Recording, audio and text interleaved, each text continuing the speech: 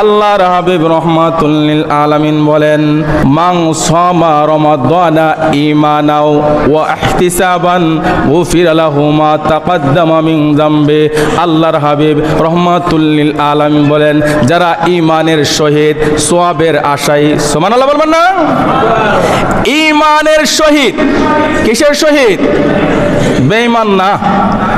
আল্লাহর হাবিব বলেন, মান সামা রমাদানা ঈমানাও ওয়া ইহতিসাবান, যারা ঈমানের সহিত সওয়াব লাভের আশায় মাহে রমজানে রোজা রাখবে, আল্লাহর হাবিব বর্ণনা করে বাবা